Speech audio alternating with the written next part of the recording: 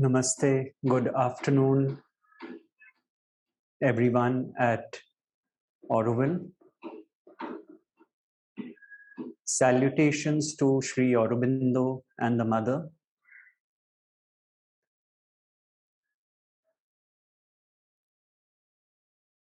I was there recently and witnessed the bonfire celebrating the birth of Auroville. And I was reminded of two phrases which are part of a Tibetan course which I had done. One is the fire of divine love, and the other, the light of divine wisdom. Matri Mandir, looking like the glorious sun, represents divine wisdom.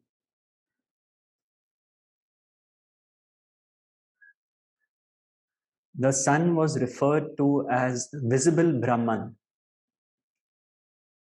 the only visible God. And the bonfire,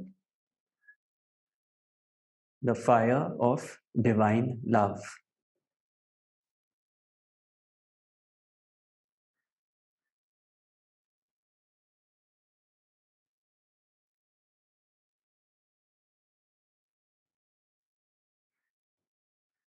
In this short exploration, I would like to take you through a very important concept in Advaita, the concept of witnessing with a direct impact on daily living. Sakshi Bhav, witness consciousness. You see, without this impact on daily living, we would just end up discussing theories. And that is why my teacher would say beauty in simplicity. Keep things simple, things which impact daily living directly. Otherwise, it can just be intellectual gymnastics. So, when I was asked to delve deeper into the subject of Advaita, I yet knew that it must be simple. I remember a humorist saying, "The truth is simple. If it was complicated, then everybody would get it."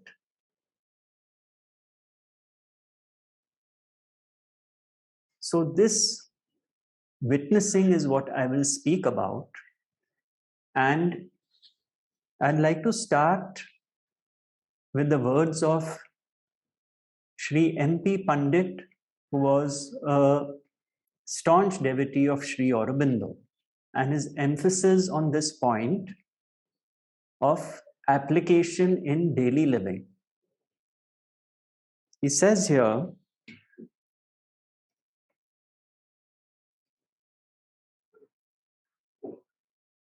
otherwise, knowledge tends to become a mental preoccupation with little effect in life. So he is talking about jnana, the fire of knowledge, impacting daily living.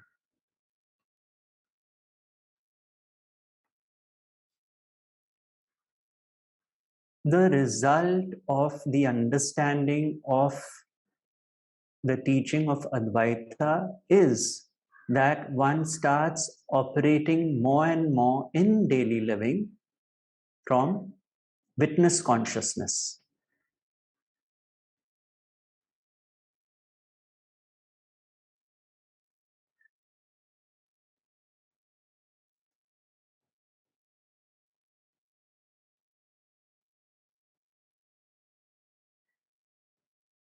witnessing the flow of life, all the pleasures and pains, ups and downs, rooted in steady wisdom.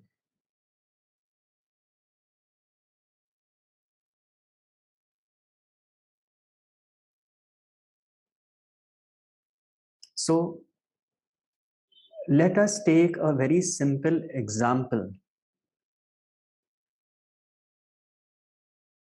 When we react to something that is said,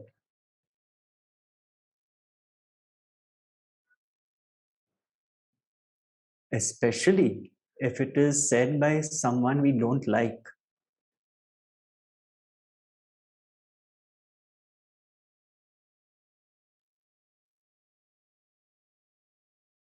what is a knee-jerk reaction on our part based on our hardwired conditioning from day one.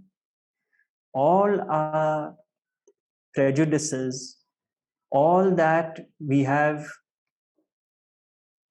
believed in about ourselves, about others, and so on and so forth. You see, they come along with us. They are part of what we carry. And so if someone says something we don't like, we find this automatic response, not even a response, a rejection. And we get involved in the situation. We get involved in the drama. We become part of it. This is everybody's experience. And why does this happen? Because we believe we are this set of concepts we have been grown up to believe in. This is me, this is who I stand for, this is my religion, this is my economic background, my social context. This is who I am.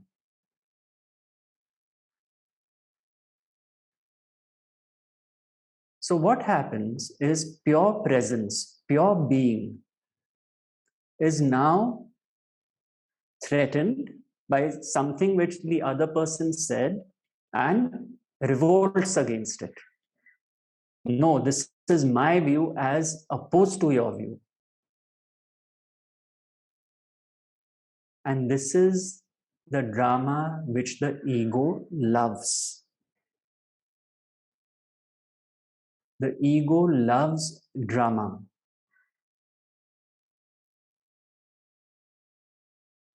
So we lose this faculty, God-given faculty of witnessing, allowing what is to be. And we shift away from what is, what presents itself in the moment, to what it should be. In other words, we don't witness, we observe. There's a very important distinction here. Observing is done by the ego with its sense of doership, and observing means judging. Most of us, most of the time, are judging.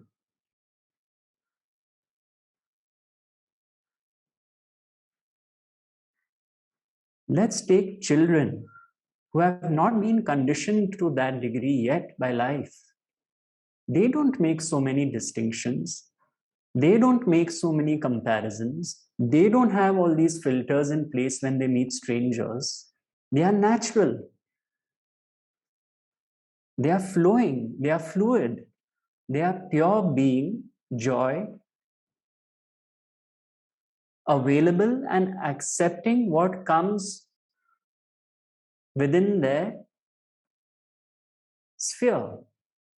We lose the spontaneity because this pure aspect of being, witnessing, allowing things to be as they are, is now overridden by excessive judging. And this takes away our peace of mind.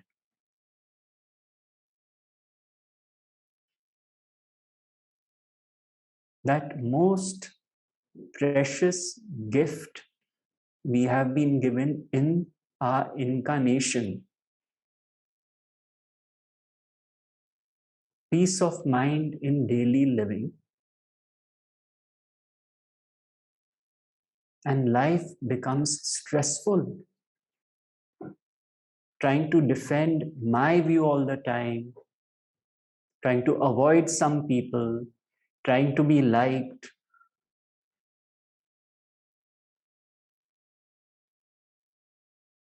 But yet, God's compassion is so great that He gives us the gift of deep sleep.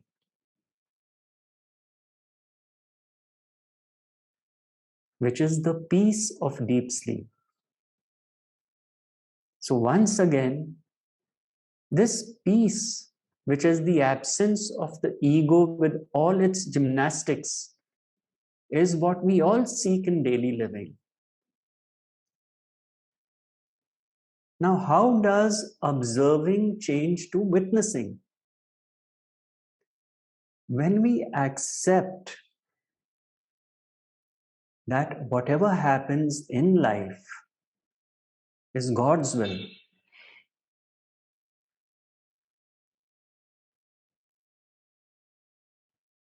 then we are at peace with what is. We may or may not like what happens, and we do that which we think and feel we should do in a given situation. But the first acceptance has already taken place. I no longer resist the happening. It has happened because of the will of the source, God, consciousness. And the second, equally important tenet, nobody is the doer of their actions. Neither myself nor others. Why? Because we are all instruments created by the same source.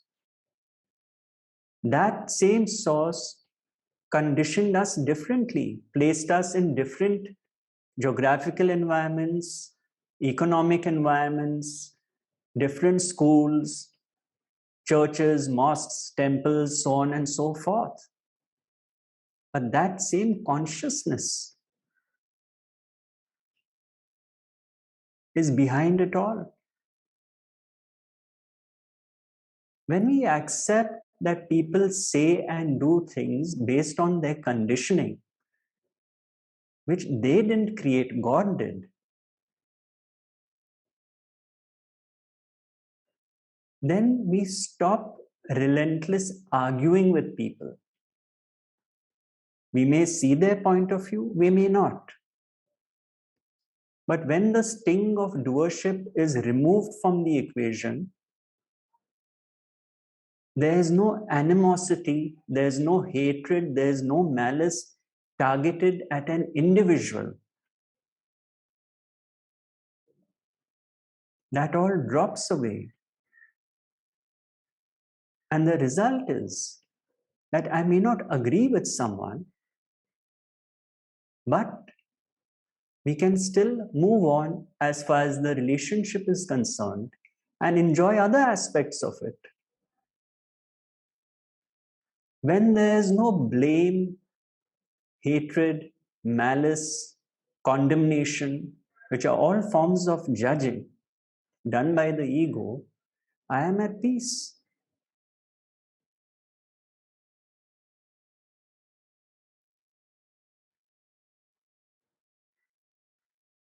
So, when this understanding takes root, I find I go through the travails of life, the challenges of life, day by day, whatever may come, with a witnessing attitude.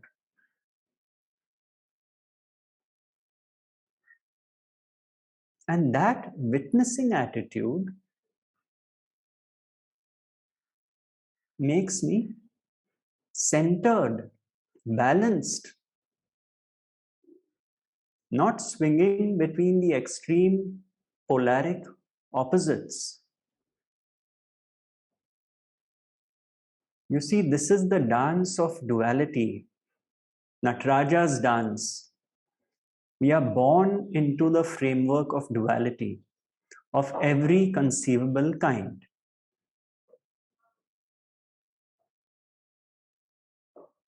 Left and right, up and down, front and back, rich and poor, pleasure and pain, me and the other. This is the framework of life, Advaita. Advaita means not two. Advaita doesn't mean one, it means not two. What you see is dual in nature. But the fact is, consciousness is speaking through one instrument and listening through the other. If there was no consciousness, me and you would be dead objects. So, consciousness is the speaker, consciousness is the listener, not two. All there is consciousness. So, this phenomenal teaching of Advaita makes us see, hey, look here, look at your relationship, not only with people in your life, but your relationship with events that transpire in your life. Thoughts which come, are they based on separation? Are they based on judging? Or are they seen in the light of clarity, in the light of wisdom for what they are, and embraced as the Leela, the game of life, which we have all been placed in? So, why not accept this fact that we are a brotherhood of instruments through whom consciousness, God's will, functions? And we find by and by we become more and more comfortable with others. We have no longer stuck labels on their foreheads.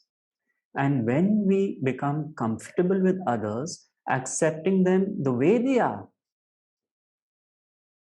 we are more and more comfortable with ourselves, the way God made us.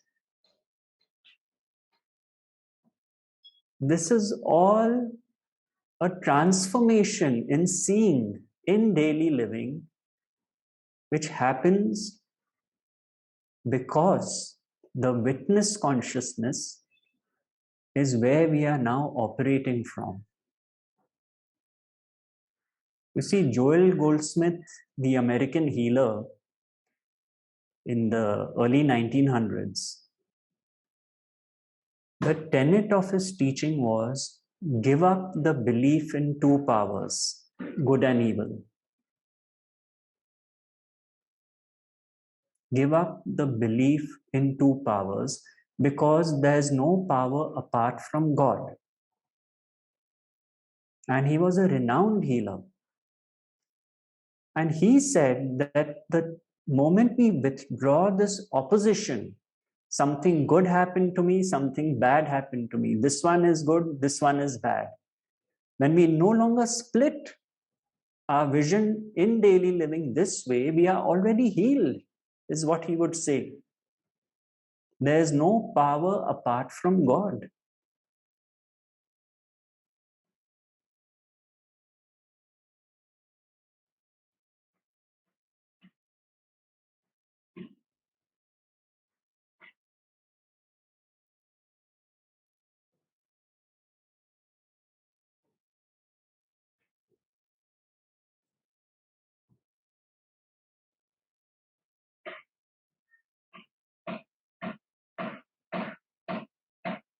You see, there's another way to look at it. Let's say you hear a very loud noise now, like a bang. The focal point becomes the noise. All your consciousness seems to rush towards the noise, and that becomes the center of attention. Now, we need to ask ourselves, where all during the course of our day is our consciousness rushing towards? Where is our attention going to? This one said this, that one said that, this one did this, this one did that. How could he say this to me? What if that had not happened? You see, that is where the attention is, in this dialogue of the thinking mind. The thinking mind of the ego, which is either blaming people or myself or situations, and so on and so forth. And when my consciousness has gone and got involved in all this mental activity, there's no presence. There's no presence of being present. What Ramana Maharshi would refer to as conscious presence. Because I have moved away. The thinking mind of the ego has shifted its focus away from what is to something which is completely the story of the ego. Me and my story, my precious little story. And that is why the sages bring us back to this moment, which is all there ever is. And the beauty of the teaching of Advaita is it literally dissolves the thinking mind of the ego. So one is left with this pristine peace. That is the beauty of this teaching.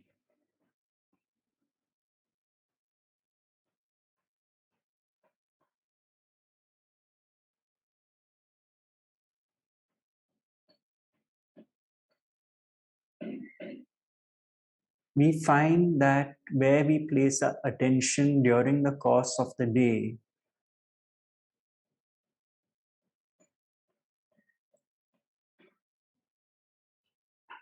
determines our inner state.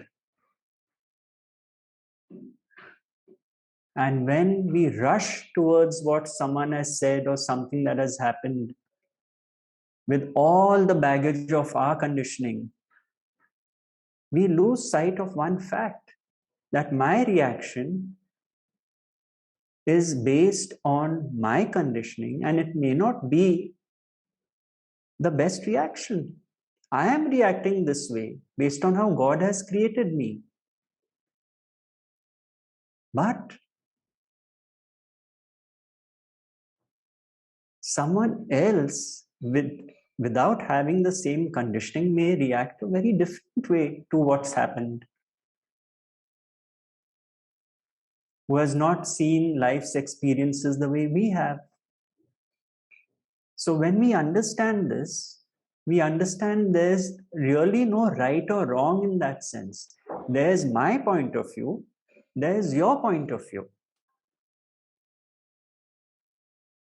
There are two extremely valid points of view based on both the individual's genetics, nature, and conditioning. So we no longer take it personally, you see, that someone has said something against us. This personal aspect of living becomes impersonal in that sense. The ego loves to take things personally, whereas witnessing does not allow this engagement in the personal drama of life.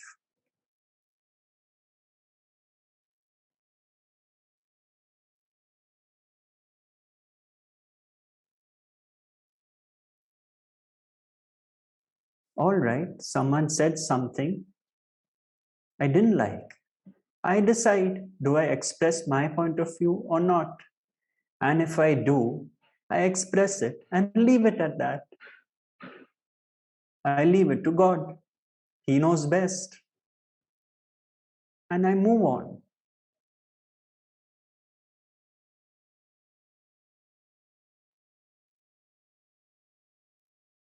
So, if one finds in daily living, one is operating more and more from this ground of witnessing, then it is pretty clear that the understanding has gone deep and is no longer at an intellectual level.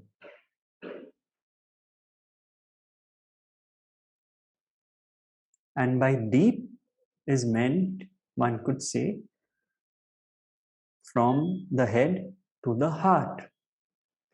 And heart does not mean physical heart. Heart means the heart of awareness.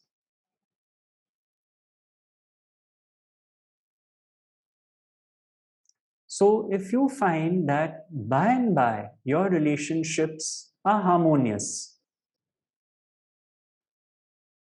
you are at peace. But if you find that most of the time you are in conflict with what is happening in life, with people in your life,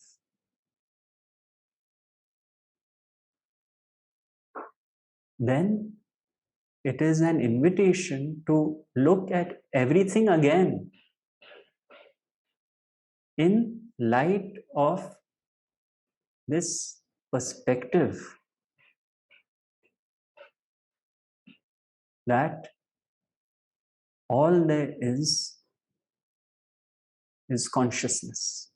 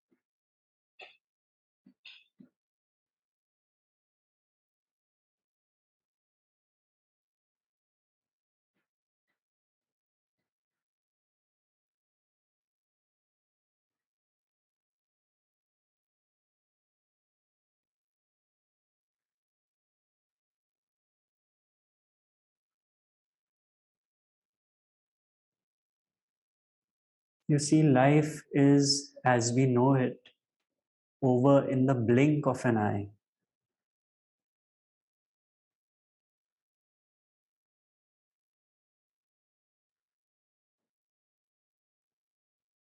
And so, the way we impact others, the way we relate with them,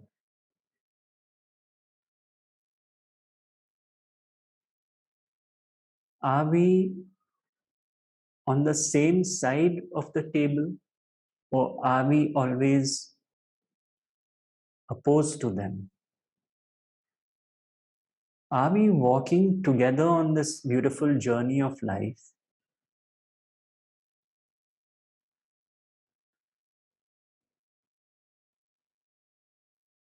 Or are we always creating this angst as far as our relationships are concerned? There's one teacher who said it quite beautifully. He said, if you can't do anything at all, at least don't be a nuisance to others. Don't take away their peace.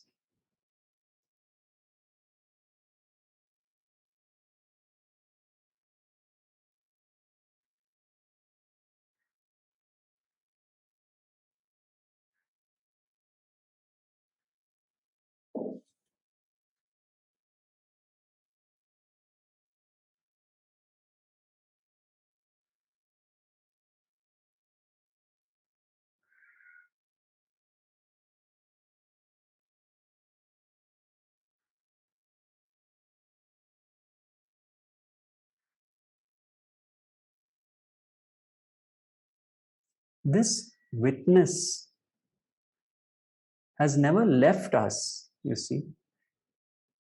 All your birthdays, as the years have gone by, whether it was your first birthday, 10th birthday, 20th birthday, 30th birthday, 40th birthday, and so on,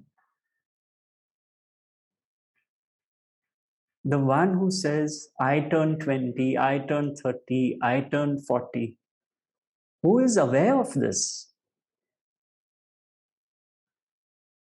Who is this I who says it was this birthday, it was that birthday? It is the witness to all the birthdays, which was always there. The witness has never left us. What happens through these wisdom teachings? We rediscover this quality.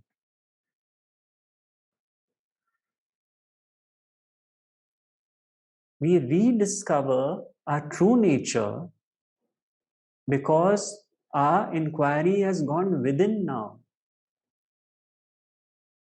It is not externalized, it is not going out there, but coming back.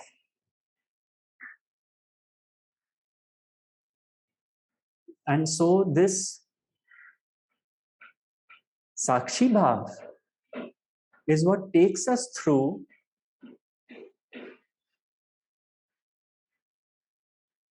right till the end.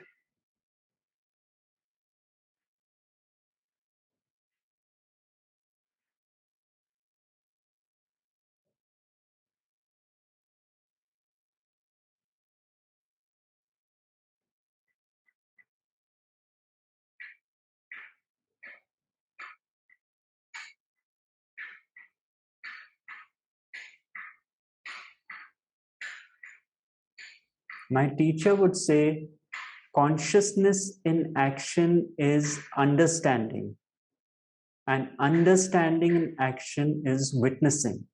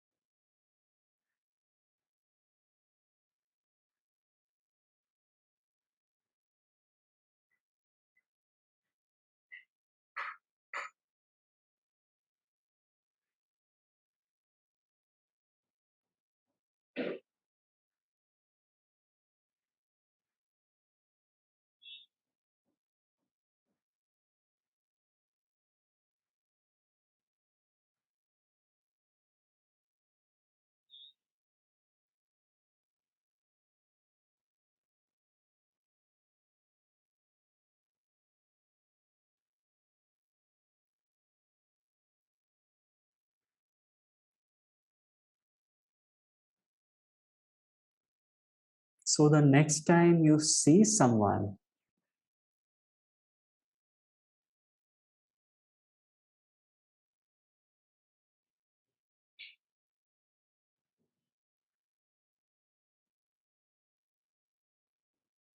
with this in mind, that you are looking at a creation of God, you will find that your entire approach to the person changes.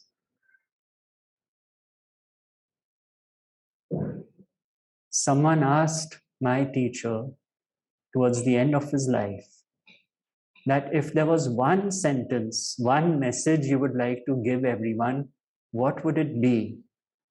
And he replied, love each one as if you were their creator. Love each one as if you were their creator.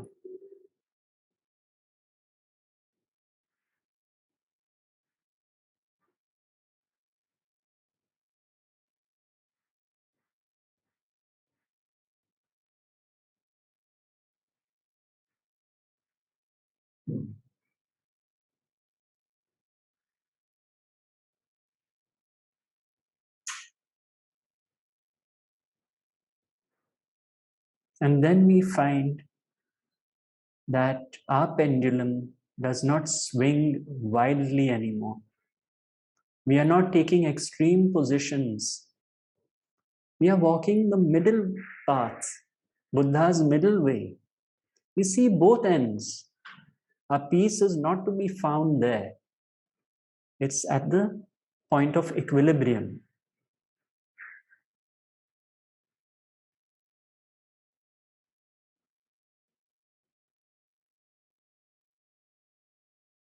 As Nisargadatta Maharaj said, between the banks of pleasure and pain, life flows.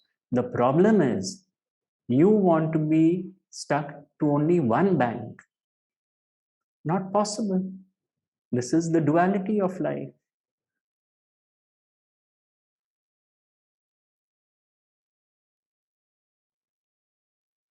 That is what creates suffering. I only want pleasure, I don't want pain.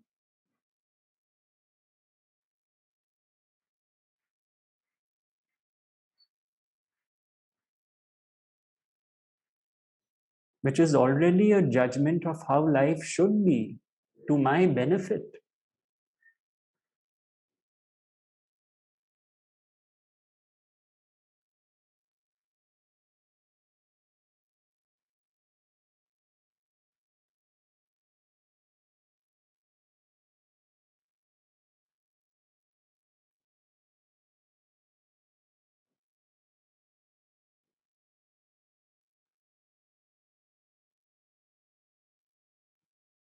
So that's what I would like to leave you all with on this subject, you could say. And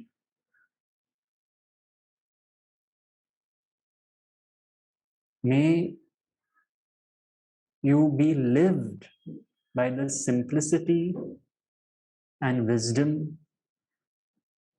of this Indian tradition of Advaita with a direct impact in your daily living.